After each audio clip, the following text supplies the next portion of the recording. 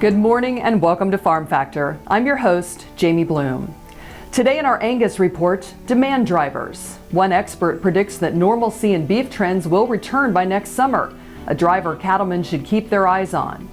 Lance Rezac with the Kansas Soybean Commission explains how checkoff dollars are used to promote soybeans around the globe. Then in our Kansas Farm Bureau update, meet the Overmillers, recipients of KFB's 2020 Natural Resources Family of the Year.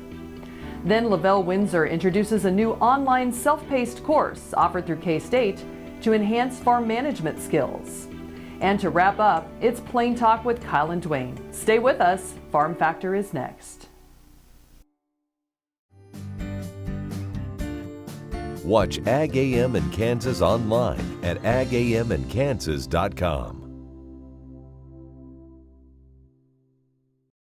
Does your health plan lack dental and vision coverage? With Kansas Farm Bureau Health Plans, you can get a dental and vision bundle for yourself or your family at an affordable price, giving you the ability to maximize your benefits and lower your costs. Plus, you'll get a solid network of providers in one convenient package. Learn more at kfbhealthplans.com or contact a Farm Bureau Financial Services agent near you. This segment brought to you by Santa Fe Trail Meats in Overbrook. Let us help feed your family. Welcome back to Farm Factor. Find out what demand drivers beef producers need to watch for in the future. Current dynamics with a worldwide pandemic and market disruptions are an exclamation point on the need for new sources of optimism in the beef market. We in agriculture need to wake up every morning looking for those demand drivers so that we can see if there's a new demand trend that's coming forward. Maybe it's China in terms of buying more U.S. corn or importing more U.S. soybeans or beef or pork. But I'm concerned longer term that without a demand driver, the markets lack a story unless you're going to be looking at a weather abnormality in grains or maybe something that's export related to in the meat markets.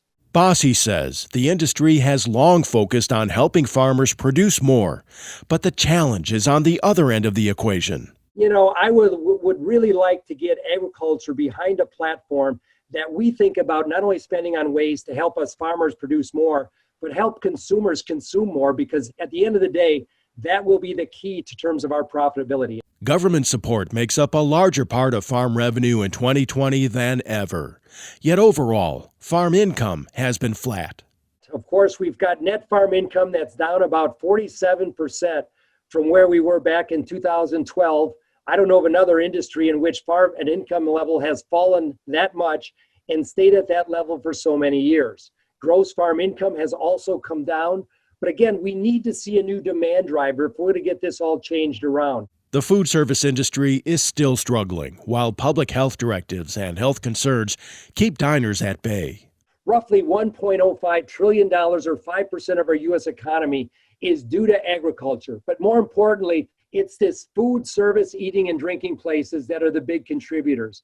I say this is one of the big drivers of U.S. agriculture, the one bull driver that we need if we're going to be coming out of this land of margin disparities. Bossy predicts that normalcy in beef trends return by next summer, and that's the real market driver cattlemen should keep their eyes on. I'm Bob Cervera. When we come back, Lance Rezac shares success stories using checkoff dollars across the globe. Kansas Corn reminds you that E15 fuel is the right choice for every kind of driver. For the car enthusiast, E15 has higher octane. For the thrifty driver, E15 is priced lower than regular unleaded. For the nature lover, E15 provides cleaner air. For the shopper who buys local, E15 has more ethanol from our Kansas corn farms. Choose E15 for a higher octane, lower price, cleaner American fuel. Message from the Kansas Corn Commission. Learn more at kscorn.com. This segment brought to you by the Kansas Soybean Commission, the Soybean Checkoff, progress powered by Kansas farmers. Welcome back to Farm Factor. Lance Rezac of the Kansas Soybean Commission talks about soybean checkoff dollars. And I'm Lance Rezac, and we have a diversified farm here in Onega, Kansas. I actually farm with my son and daughter and my brother and his two sons. So we have obviously soybeans and corn and livestock and wheat also. Today, though, I'd like to mostly talk about our soybeans and the checkoff. I actually volunteer on the Kansas Soybean Commission, which is our state checkoff. I also sit on the United Soybean Board, which is the national checkoff. And I also got appointed to the U.S. Soy Export Council, which handles most of our exports in soy. And it gets farmer checkoff dollars, and it also gets matching dollars from the government to help increase exports of soy, meal, and oil around the world. And really, you don't realize where all your checkoff dollars go. They start out here in the state. They end up over in Pakistan or Bangladesh. I was just there before the coronavirus. And some of the research that's going on to help promote soy use in those countries is amazing. The chickens in Pakistan were a small chicken that was like 3-pound chicken that grew up in 3 or 4 months. And the U.S. Soy Export Council went over and said, look, if we take our genetics and our soybean meal, look what these chickens can do. And the chickens were twice as big in half as much time. And so the entire industry in Pakistan, in like 4 or 5 years, once they saw that, they got one integrator to do it. And the entire industry in Pakistan has switched over using U.S. genetics on chicken and soybean meal to grow their chickens. And so there's people in these countries, and they're really fast to adapt technology. And because it's out there, it's in the world, and once they see it, even in the very poor countries, there's people with money and influence, and they can make changes pretty fast. Similar thing in Bangladesh. We went over there. Bangladesh is poor yet. Most people are riding bicycles, don't even have a motor on there to get around. They're walking or pedaling something. But we went out and we went to this brand new crush plant. It had just come online, and it was crushing 200,000 bushel a day of a lot of U.S. soy. They really prefer the U.S. soy, and it was state of the art, all computerized. They had equipment in there from Germany, Switzerland, U.S. You'd have swore it was brand new, state of the art building that had been built in the U.S. or something. But those people adapt that technology. And with the help of the U.S. Soy Export Council and your checkoff dollars, they're trying to develop all these new markets, because we know how reliant we are on China. And we still spend money in China keeping our contacts there because they're such a huge importer. Most people don't know this, but 60% of any soybeans that are traded, leave a country, go to China. So that's almost 2/3 of the entire world's market there. So you can't really replace them, but we do a lot of work in a lot of other countries with these checkoff dollars, developing all kinds of new markets. Aquaculture is another one that they're working on developing. 6 or 7 years ago, I went down to Mexico, and they were kind of doing some research with soybean meal, and they were being real quiet. They're going, no, it works for fish, but it's proprietary. We're not telling anybody that we can feed them with soybean meal instead of usually fish eat fish. And so it's a lot cheaper to use soy. It's actually a higher grade of soybean meal, but it's similar. And so, but now the entire world is everybody knows that now. And the amazing fact that I heard, there are more pounds of farm-raised fish than there is beef in the world. So if we can get into that market and start feeding all those farm-raised fish, there's another huge demand for soybean meal. So soybeans really have tremendous potential in the world. There's so many people that need so much protein.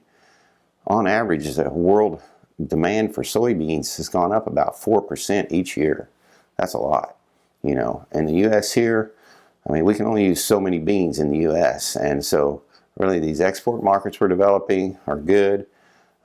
We just do a lot of, your checkoff dollars are so important to make sure that we get into these markets. And then even in the U.S., there's brand new uses for soybeans and oil. Anything you can do with petroleum, we can do with bean oil. So, and it's renewable.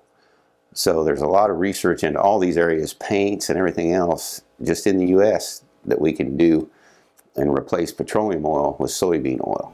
When we come back, meet the 2020 KFB Natural Resources Family of the Year. Sure Crop Fertilizers was started by my father, Don Sherman, and my mother, Shirley Sherman. Family business that started in the 80s. We predominantly focus on plant nutrients and what we can do to give growers better responses with the fertilizer dollars that they do, and what we can do to make those things work better for that grower. We're based out of Seneca, Kansas. We work with growers in their soil analysis to figure out what they need, and then we can put those in a blend that gives them the best results, and so that we can deliver that direct to their farm so that they have those nutrients where they need them, when they need them, and so that they can apply them in a manner that's very efficient to them and works well on their planting systems and what they're doing. Sure Crop Fertilizers has been around for a long time. We always say we're big enough to take care of everything you need, but we're small enough to do it quickly. You can get a hold of us at 1-800-635-4743. Our website is surecropfertilizers.com, and you can always email me at Corey@surecropfertilizers.com, and with any questions you have, we're glad to answer it and work with you. Okay, looks like it's time for our tour. Welcome to the Fort Wallace Museum. Here at the museum, you're going to find some really interesting stuff, like our replica stagecoach from the Butterfield Overland Dispatch. We've got facades from the fort buildings. We've got an 1870s flag. There's a plesiosaur that was discovered locally. We've got the Ray pump organ collection. We're a little bitty place with a great big story, and we'd love to have you. This segment brought to you by Kansas Farm Bureau, the voice of agriculture. To join today or for more information, go to kfb.org or find us on Facebook and Twitter. Welcome back to Farm Factor and this week's Kansas Farm Bureau update. Jay Overmiller likes to joke about playing in the dirt on his Smith County farm. But the fourth-generation agriculturist really sculpts the soil to combat erosion and improve its health. Overmiller farms with his sons, Willie, Trevor, and Gavin, with Willie being the fifth generation to join the operation full-time. Bill and Jean Overmiller also live on the farm and assist in its operation. Jay also has a daughter, Brittany. The family grows wheat, soybeans, and milo on 2,500 acres of side hills. The Overmillers have used no-till techniques since 1987 and consider a stripper header for wheat one of their best investments. In addition to reducing fuel use while harvesting, the header allows them to harvest even when the stalks are tough, leaving a tall stand of stubble that shades the soil, prevents weed growth, and captures snow in the winter. Vigilant soil testing helps the Overmillers see the health of their soil and lets them create accurate plans for knowing what nutrients are needed for fields when planting the next crop. To keep the soil in place, they scrape and mold the land into terraces to direct any runoff into waterways to prevent erosion and the formation of ditches.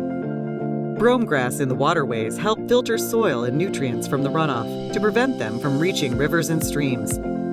Erosion control extends to the edges of the Overmillers' fields, with Conservation Security Program buffers covering 14 acres to hold back rushing waters from neighboring fields. The buffers also filter chemicals from the runoff and provide habitat for quail and other wildlife. The family has planted nearly 300 trees and bushes over the past 2 years to increase water filtration, protect topsoil, and add nutrients to the soil.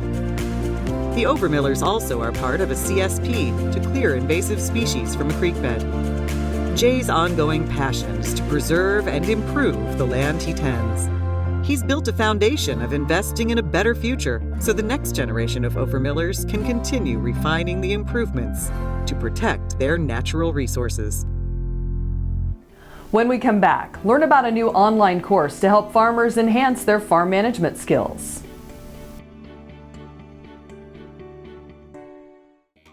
The Kansas Wheat Innovation Center in Manhattan is rediscovering ways to get improved varieties and new genetics in the hands of farmers faster. Grower-led and Checkoff-funded research initiatives are bringing about positive change. This grassroots leadership provides a strong voice in Topeka and Washington, D.C. Now is the time to partner with Kansas Wheat in moving wheat forward. Kansas Wheat Commission and Kansas Association of Wheat Growers. Farmers investing in their future and yours. Log on to rediscoverwheat.org. This segment brought to you by the Kansas Soybean Commission, the Soybean Checkoff, progress powered by Kansas farmers. Welcome back. Now Lavelle Winsor introduces a new online K-State course open to all farmers. Hi, I'm Lavelle Winsor and I'm a farm analyst with K-State Research and Extension, and I wanted to share with you a course that has been released through K-State that farmers and ranchers can take. This is a non-accredited class that is taken through Global Campus on K-State, and it is a farm financial course. The model of this course came from a year ago when we offered an in-person 4-part series farm financial course. And we had such great feedback from the participants that we decided to revamp the course a little bit and make it into a course that can be taken online with spouses or children or other key stakeholders. The course covers record keeping, balance sheet, income statement, cash flow, family living expenses, and goal setting. And there is course material for each one of those items. And then most of those items also have an activity that go along with them to reinforce the concept. There are 2 types of activities so that different types of farms will find an activity that fits their farm. So one of the activities is based on crops and cattle, so more like a traditional commodity farm. And then another series of the activities is vegetable CSA farmer market type activity. When you take the course, you have access to either one of those activities and then the answer key that goes along with that as well. There are 2 ways that you can take this course. It can be for education only, and that would be just to hone your skills, hopefully learn a little more, maybe what your lender is looking for, or maybe some tips and tricks of how you can improve your records and use them to make management decisions on your farm. The other option is to, if you have an FSA or a farm service agency loan, this course will fulfill the financial requirement of the FSA loan. And the difference between the 2 is when you're education only, you don't have to do the activities or the exam if you don't want to. I mean, we hope that you do. But if you take it for FSA credit, you do have to take those activities and the exam. They have to be completed successfully, and we grade those. And then upon successful completion, we'll provide you with a certificate at the end that you can take to your farm service agency office. If you want to take this course, I think the best way to sign up is to go to agmanager.info, click on the events tab, and you'll see finances on the farm as things that you can choose from. When you register for the class, you will have 6 months from the date of registration to complete the coursework. Personally, if I was taking this course, I would encourage you to take the course over about a month's period of time so that you can digest the information and implement it into your own operation. But you do have a 6-month window to do that in if you would like to. The course material is about 3.5 hours worth of material, of video material that you'll be listening to. Those are broken up into, most of them are 15-minute or shorter videos, so that it's pretty easy to digest the information and be able to go on to the next one. So you can kind of break it up, and it's not really, really long segments that you have to sit through. We hope that people will register for this course and take the course either by themselves if they want to improve their record keeping skills, or as a family. We have a lot of spouses that are going to be taking the course together, or maybe their kids are coming back to the farm. Any of those are just fine. When we did the 4-part financial series a year ago, we had as young as college age students taking the course up to, I know there were a couple ladies that were in their 80s. So really any age group is just fine to take this course. The idea is that we can help you to improve your financial management skills and then be able to take that financial management back to your farm to help you make better decisions. And registration can be found at agmanager.info under the events tab is probably the best place to register for this course. Stay with us. We'll be back after the break with Plain Talk. At Farm Credit, we partner with America's farmers who work hard each and every day to grow the food that we all enjoy. It's not an easy task, but it's an important one. Farm Credit is proud to work with farmers and ranchers, lending support in rural America. ValleyVet.com is your one-stop shop for your every animal need. From prescription meds, vaccines, equipment, and more for the ranch to the show ring. Shop ValleyVet.com for fast shipping and great prices. Valley Vet Supply. This segment brought to you by Santa Fe Trail Meats in Overbrook. Let us help feed your family. Welcome back. Now let's see what Kyle and Duane are up to on Plain Talk. Hi, this is Kyle Bauer with Plain Talk. With the guy who is jealous because Queen Elizabeth in 1603 had 3,000 dresses, Duane Daves. I don't know. You don't have a single one, and here she had 3,000. Single dress in my closet. You know, what is interesting to me when I go through museums is and they have apparel. Right. How tiny people were just 100 years ago. Not even 100 years ago. Well, it's because they had them corsets that they cinched I'm not them just down. talking girls. I'm talking boys, too. In fact, I went through our local museum, and they had a number of uniforms from military over the last, I'll say, through World War I.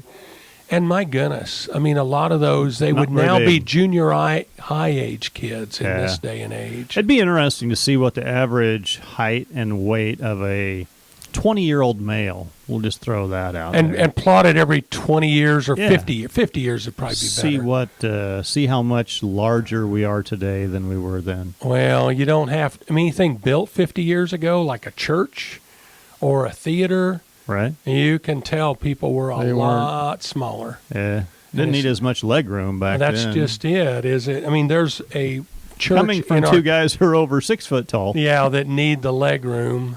So, your fact or fiction question of the day, it is legal in California, Colorado, Texas, and Montana to get married via Skype, but only if you're a member of the U.S. military stationed overseas or if the marriage is for immigration purposes.